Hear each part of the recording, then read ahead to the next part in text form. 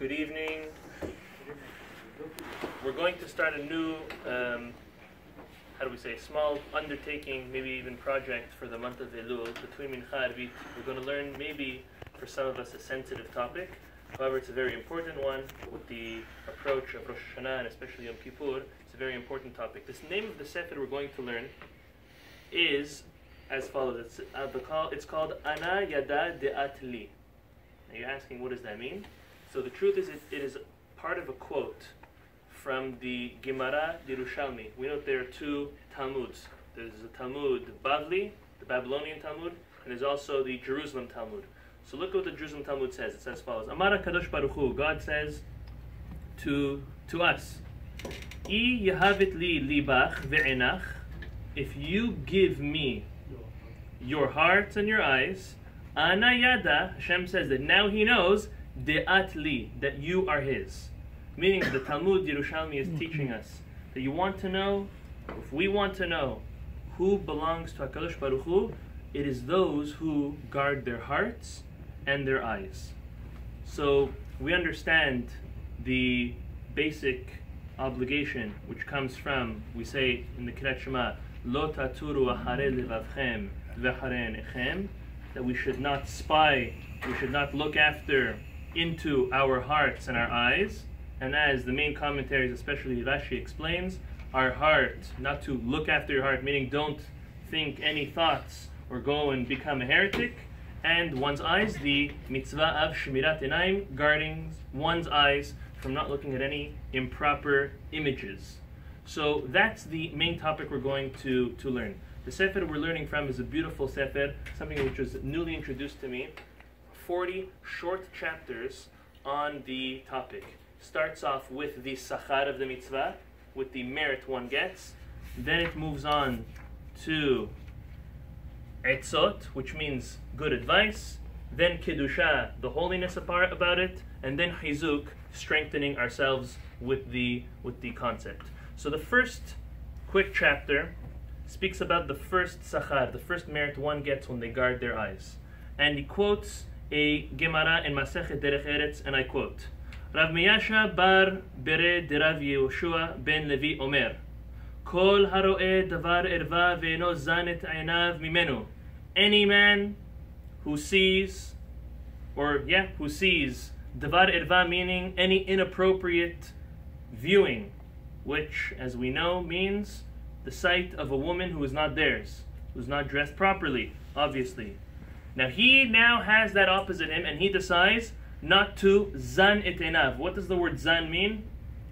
Zan means to nourish, literally. Nourish is the proper word. What do we say? Hazan et hakol. HaKadosh Baruch Hu, in Birkat HaMazon, nourishes all. We're thanking Him for the food we eat. So right now, the Gemara is telling us, when opposite us, we have something which could nourish our eyes. Obviously, it's not in a physical way. It's in a non-tangible pleasure. And now a person holds back and he does not allow that to happen. How? Closing one's eyes, looking away. We'll speak about all that. The Gemara says, Zoche umekabel peneh hashchina. He is going to have the merit to be one who is close and is accepted in front of the Shekhinah, which is HaKadosh Baruch Hu's very presence. We're soon going to see what that means. Shneimar, and I would prove it from Psukim, Ve'otze menav merot bera, ma k'tiv batre, hu meroma mishkon, uchtiv melech beyofyo tichezena einav. So then the Gemara proves the concept. Rabbeinu Yonah says something very, very beautiful.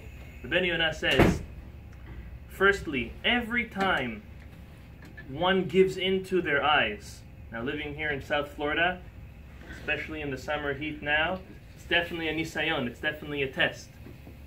Whenever someone gives in, Rabbeinu Yonah says, whenever someone gives into their eyes, they're giving more strength to their Yetzer Hara to beat them over and over. Now this is not a brand new concept to us. We know mitzvah goreret mitzvah, and avera goreret avera. As Rabbeinu Yonah himself explains on that what happens when one engages in an avera, he's making that his very own habit. So every time one gives in to looking and enjoying something they're not supposed to be looking at, they are now giving more power to their Yetzer Hara, to their evil inclination, to overcome and to beat them over and over again. The Sefer Taharat HaKodesh says something also very nice. He says, we learn from this Gemara, it's not only le'atid lavo, in the next world, or in the time of Mashiach, a person's going to be there in front of HaKadosh Baruch Hu, Zocheh u'mekabel pnei Shechina. He says, it doesn't say Zocheh ve'yekabel, it's Zocheh u'mekabel. He has merit, and he right then and there has the merit of the Shekhinah there by him. And so he says that when a person has a moment of hardship, and he overcomes, right now there is something to look at which is inappropriate, something to benefit from and enjoy, and you overcome it, right then and there, you have the koach hatefillah. You have the power to make a blessing, to make a prayer, a request to HaKadosh Baruch Hu then and there. The last thing we'll mention for today is the midrash that is brought down, that when the Jewish people act in a method of holiness, Kedusha and Tahara, that's when HaKadosh Baruch Hu acts as a proper God towards the Jewish people. Meaning, when we act as a child, HaKadosh Baruch Hu acts as a proper father. Meaning, as a good child, I mean, right?